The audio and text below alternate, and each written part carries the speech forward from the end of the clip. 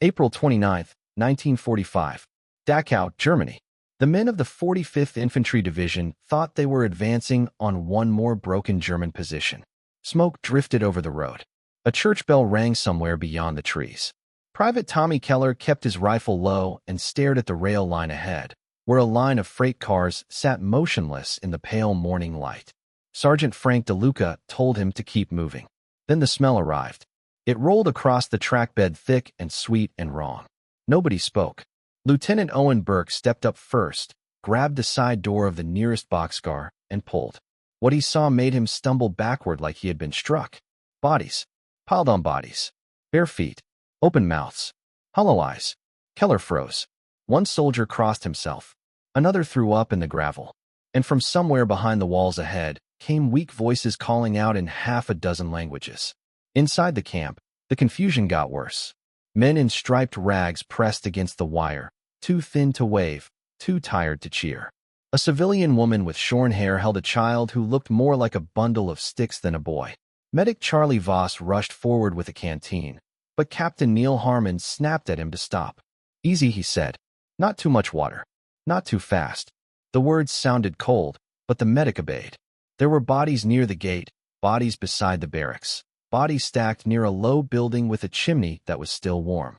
Corporal Eddie Ross whispered, "This wasn't a prison." No one answered him, because every man there already knew it was something far worse. They moved deeper in with rifles up and stomachs twisting. Interpreter Martin Weiss, a German Jew attached to Division Intelligence, tried to translate the flood of voices around them. Prisoners were grabbing sleeves, pointing everywhere at once, speaking of beatings, typhus, executions, trains, ovens, dogs. Weiss could barely keep up. Near the yard, Keller saw an SS guard on his knees with his hands behind his head. The man looked young, almost frightened, and that only made Keller angrier. "He guarded this place," Ross said. "Don't tell me he didn't know." Sergeant DeLuca shoved them both back. "You hold it together," he barked. "You hear me? We take prisoners. We do this right."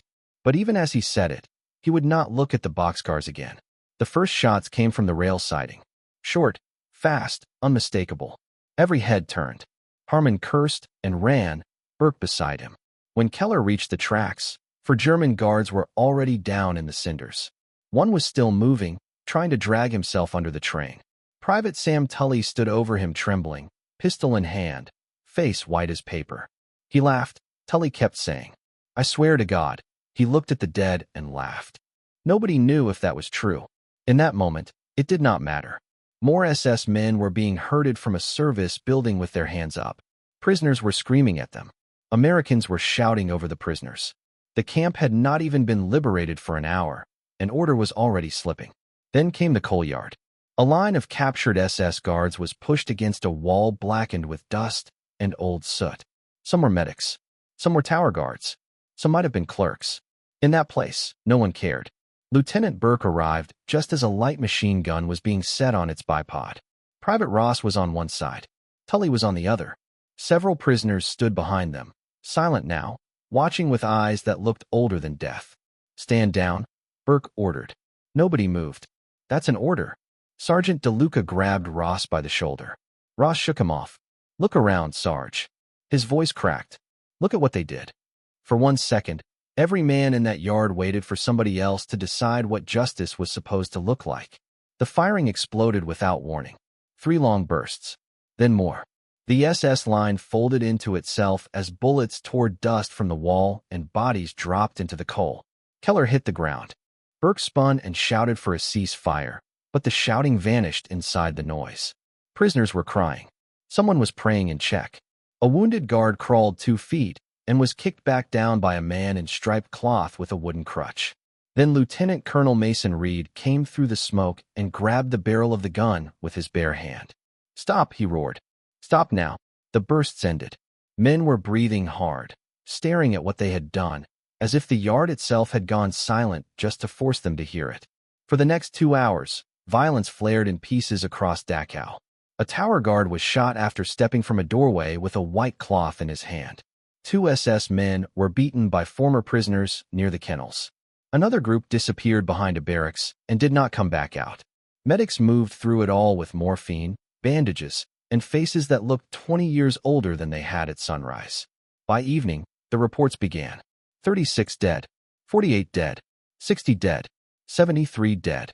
Nobody trusted any number, but 73 was the one that reached headquarters first, typed in black ink beside the words "Surrendered German Guards." Reed read that line twice in a field office lit by one lantern, then closed his eyes and said, "God help whoever has to explain this." The explanation started the next morning with clipboards and sworn statements. Major Harold Benton from the Inspector General's office arrived in a pressed jacket that made everyone resent him on sight. He asked for names. He asked for times.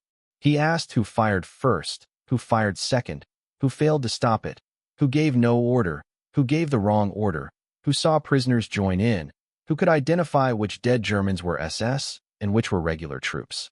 Every answer created 3 more questions. Keller sat on an ammo crate with dried mud on his knees and said, "Sir, I remember the train. After that, I remember noise." Benton kept writing. Sergeant DeLuca said, "My men were under shock." Benton replied, "Shock doesn't change regulations." DeLuca looked at him for a long time and said, "Maybe regulations never walked into this place." The file moved upward anyway. Battalion to regiment. Regiment to division. Division to army.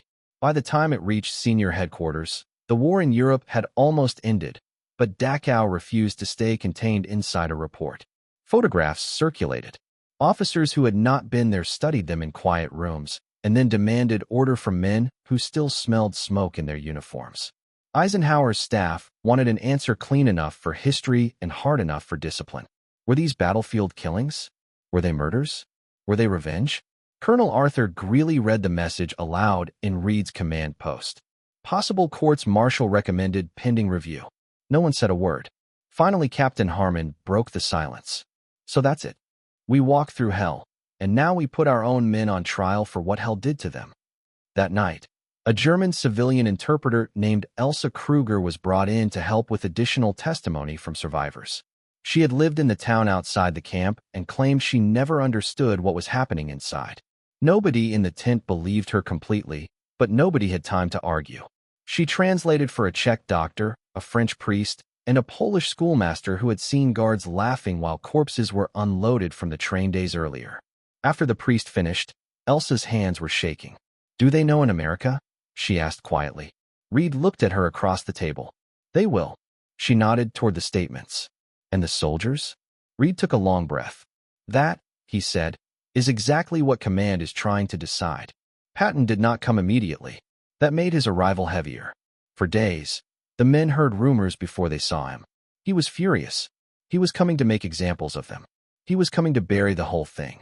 He was coming because Eisenhower wanted a final answer. On the 4th day, the staff cars rolled through the gate. Conversation died at once. Even the prisoners watching from the barracks seemed to sense that someone important had entered a place no rank could sanitize. General George S. Patton stepped out in polished boots and a hard expression that gave nothing away. He did not ask for coffee. He did not ask for a summary. Patton looked at the camp, then at the smoke-stained chimneys, and began walking. He walked past the train first, then the hospital ward, then the crematorium. Captain Harmon tried twice to speak and stopped both times. Patton paused beside a heap of shoes and looked at a child's boot no bigger than his palm. His face did not change. That was somehow worse than anger. At the coal yard, he studied the wall where bullets had chipped the stone. Everyone waited. Major Benton handed him the file with both hands. Patton read in silence. 73 dead, the report said. Surrendered SS personnel. Witness accounts inconsistent. Prisoners involved. Combat troops emotionally affected by camp conditions. Patton closed the folder. The room went silent again, because now the question was no longer what happened. It was what he would say. Colonel Greeley cleared his throat. "General, Supreme Headquarters expects a recommendation. General Eisenhower wants to know if the men responsible should face court-martial." Patton looked at him, then at Reed, then at the soldiers standing along the wall with their caps in their hands. Keller could hear his own heartbeat. Patton paused. His voice stayed calm. "I have read the report. No one moved. I have walked the camp." He let the silence sit. "If those soldiers had fired on prisoners in an ordinary stockade, I would have them before a tribunal by sunset." Greeley swallowed. Patton went on. But Dachau was not an ordinary stockade. It was a factory of death. Men entered it and saw things no decent mind was built to absorb. Then he handed the file back. Record everything, Patton said. Hide nothing. Feed the living. Bury the dead. And do not ask me to pretend that men who walked through that gate came out unchanged. The soldiers said nothing. Years later, they still remembered the smell first that day. What would you have done? Let us know in the comments below. And if you want more World War II stories where humanity, war, and difficult decisions collided, make sure to subscribe.